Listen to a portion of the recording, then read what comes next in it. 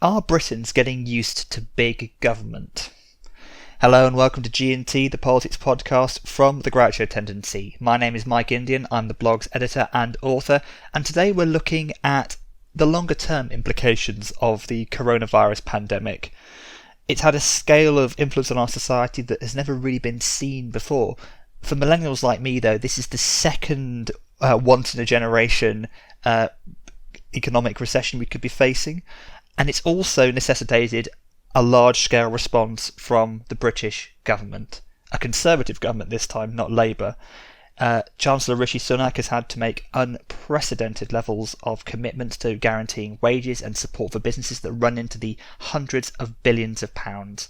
But where does this square with the Conservatives' philosophies of traditionally small government, the rights of the individual, and low taxation? Well, to answer these questions, I'm very pleased to be joined by Stephen Lynch, who is a public affairs consultant and former Conservative Party staffer. Hello, Stephen. How you doing, Mike? Yeah, I'm very well, thank you. Thanks for joining me. You wrote an article for Times Red Box on the 2nd of April in which you argued that the Conservatives' reputation for fiscal prudence and economic management could be at risk as a result of the coronavirus response. Can you just expand a little bit more on what you meant in that piece? Yeah, absolutely. The Conservative Party has long had a reputation for being adaptable and being pragmatic to changing circumstances down the years. Many people put this quality down to its incredible success compared to other political parties in the Western world. But this coronavirus crisis, it obviously poses very unique challenges and threats to the economy, amongst other things. And I know from my own reading and from my own conversations, Mike, that people at the Treasury and people in government in particular are very cautious about how we come out of this crisis in terms of some of the fiscal measures that have been announced. So what I mean by that is Rishi Sunak has stepped in very robustly to effectively nationalise whole sections of the economy and whole industries. And most observers have agreed that this was absolutely the right action to take. But looking ahead over the next 6 months and looking ahead to next year, the Conservatives will want to avoid getting into a position where temporary measures become much more permanent, much more ingrained, almost expectations on behalf of the electorate. And in this Red Box piece that I wrote at the beginning of April, there's an argument amongst Conservative MPs in particular about where the centre of British politics is right now, which is it's always an ongoing discussion. It seems to be that Britain is arguably a social democracy now in terms of where that centre ground is. So Boris Johnson's the levelling up agenda in particular. So more money for public services, for crime, for police officers, but also more spending on infrastructure around the north of England and the Midlands in particular, has been a way to win over Labour voters in these red ball seats as well. So there's a lot of factors at play here, Mike. And yeah, I think the longer this crisis goes on, the longer we're in lockdown, I think there will be a bit of disquiet sort of on the Conservative virtual backbenchers right now about how conservative the government is being right now. What I think is one of the more interesting things is that this whole pandemic response has come off the back of what was a very different general election campaign fiscally in terms of tone than we've seen for the last 3 election campaigns before that the Conservatives finished as the largest party in. I mean, we saw Boris Johnson go before the CBI and say that the government would not continue to cut corporation tax to the level that had previously been pledged by Philip Hammond and George Osborne. We also saw, even then, there was sort of not a splurge of spending, but targeted increases. So we saw the increase for the NHS that was written into law.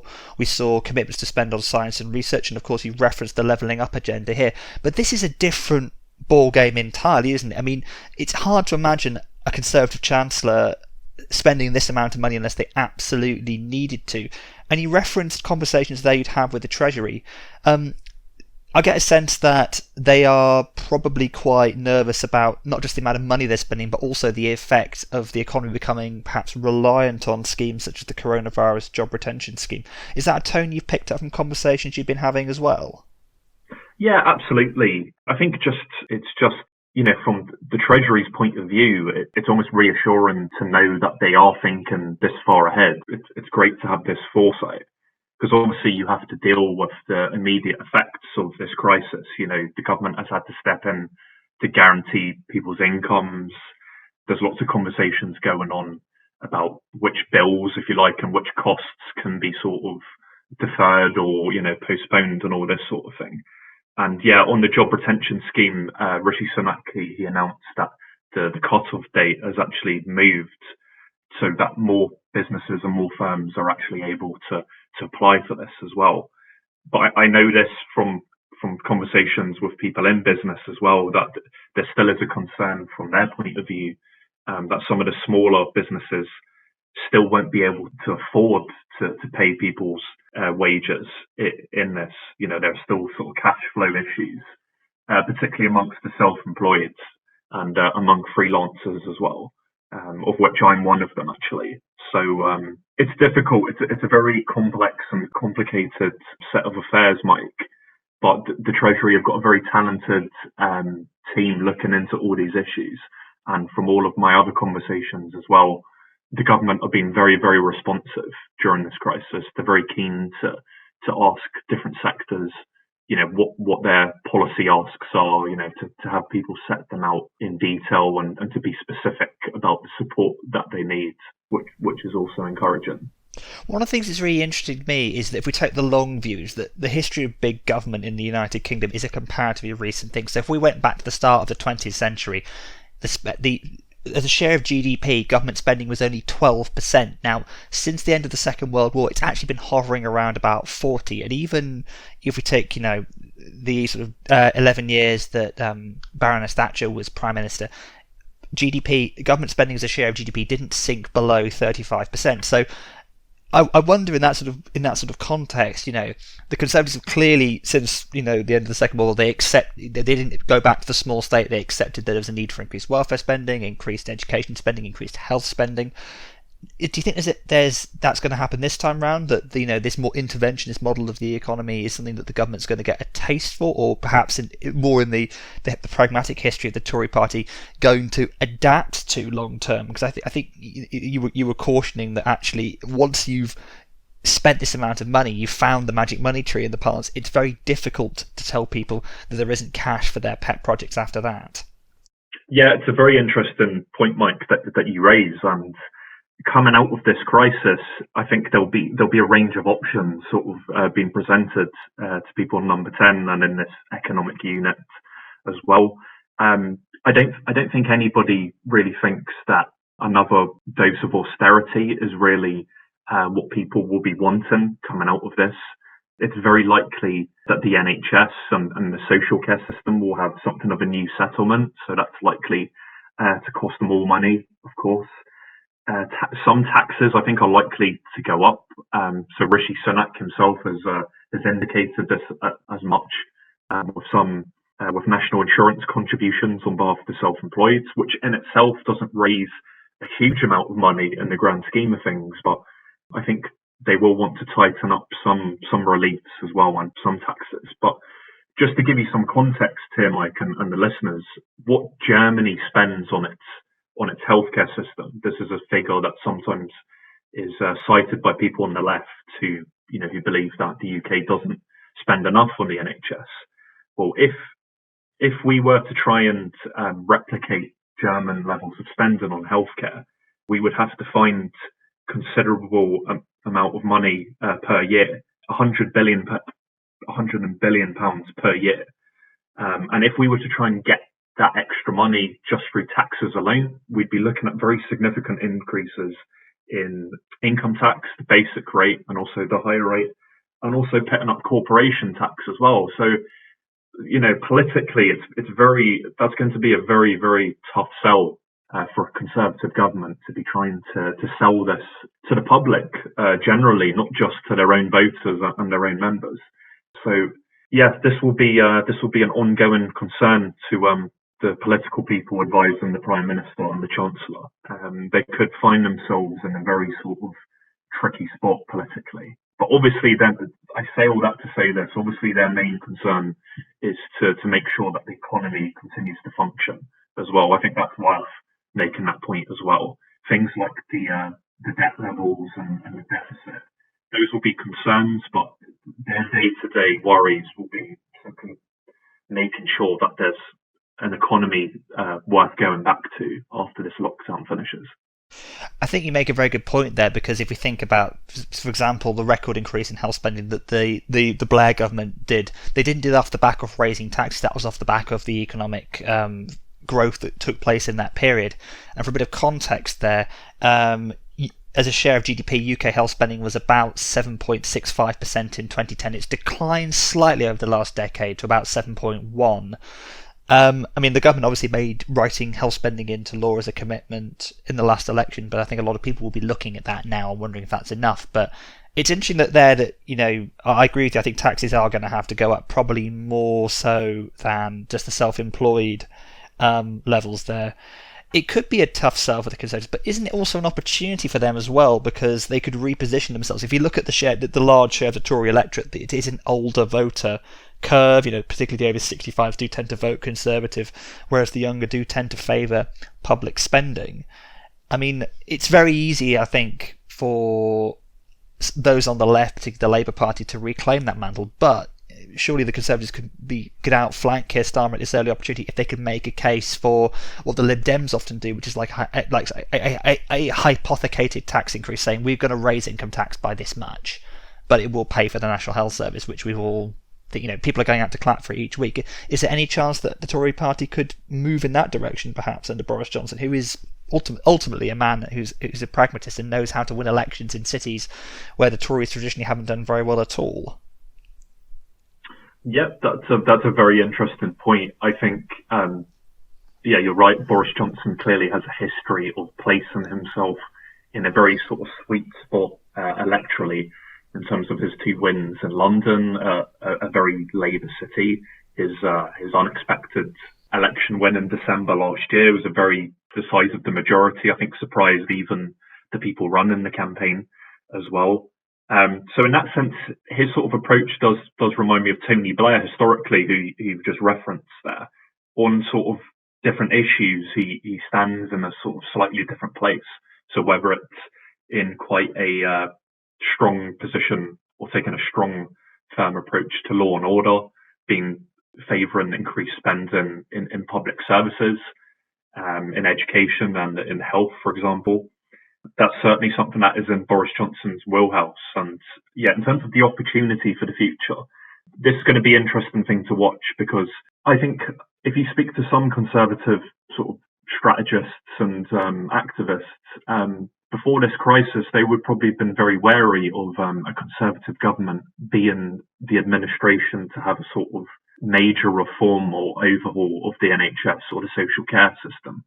If we're just being sort of honest with ourselves, we saw in 2017 how Nick Timothy, when he was writing the manifesto, when he sort of threw in this reference to the social care system, we saw the political damage that did to the party and to Theresa May in that election campaign. So simply put, it's very, very difficult electorally for the Conservatives to be seen to tinker with something like the NHS, because simply it hands the Labour Party a very easy and a very effective attack line.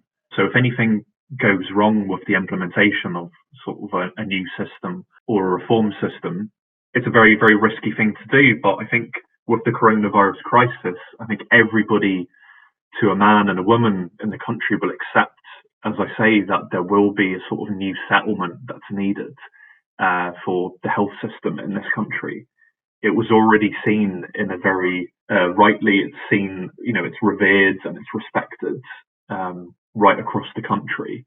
And it's going to be even more the case now throughout this crisis, as people are literally on the front line in terms of dealing with the coronavirus. I think you make an interesting point there, Stephen.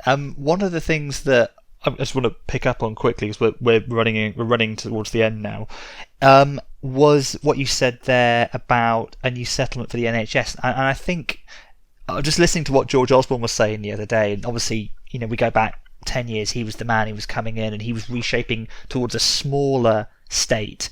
He's argued that cuts would be needed, but I think if we look at in terms of how big government in the context of happening at a time when public finances would be under strain, if we look, for example, at the post-war Labour government, leaving aside party politics here, that's a government that implemented large changes to the welfare state, the National Health Service, legal aid, and that all happened at the time when the public finances were under a great deal of strain. So I think, if the Tories have got a large majority here, they're at the start of a parliament. There is time, I think, to think creatively about their response here. I don't think returning to the old Osborneite way of cuts is something that people are going to support after this as well. So, Stephen, you worked as part of Sajid Javid's leadership campaign last year in the Tory leadership election, and of course he was Chancellor until just a couple of months ago. Do you think, as someone who was avowedly a Thatcherite Conservative, he would have responded differently to the way that Rishi Sunak has in response to the pandemic? I think Sajid, he's from the small state, lower tax wing of the party. We know he offered his own observation of Rishi Sunak's budget, which feels like a long time ago, about it representing quite a remarkable pivot on economic policy from the Conservatives, and Theresa May was among those on the backbenchers as well, issuing caution as well. But I think whoever would have been Chancellor would have taken the same prompt, robust action that Rishi has taken, acting very swiftly along with the Bank of England to reassure the markets and to maintain that all important confidence in the economy. And on Rishi Sunak, he's clearly inspired confidence in people who've listened to him at the number 10 press conferences. He's statesmanlike, he's very unassuming. He has this sort of nerveless poise and self-assurance about him. And yeah, it's such a cliche to say, but he's had a really meteoric rise through the ranks of government, despite only being a new MP in 2015, and not that long ago being a junior minister, the most junior minister at the Housing Department. He's really gone up through the ranks quite swiftly there. Do you think we should all be buying shares in Rishi? Do you think we should be buying shares in Sunak? Well, I do, is the short answer to that. Over the past few months, he's tipped to have a very positive future, but I think, we're no longer talking about the future with Rishi Sunak. It's now the present with him. He's the Chancellor of the Exchequer. He's highly tipped in terms of who might succeed Boris Johnson in the long and distant future. And he's got a very favourable political future ahead of him, I'm sure. He's also probably had the most impact on daily lives of any Chancellor probably since Gordon Brown, certainly in the last 10 years or so. Stephen, thank you very much for joining me. If we want to find out more about your work, where can we find you online? Yeah, of course. You can find me on Twitter and LinkedIn. By all means, send me a message there. I'm a public affairs consultant, so I'm a one-man band with Lynch Communications, and you can also check out my website there. And yeah, I work with individuals and companies on all of their communications and advocacy challenges at this time.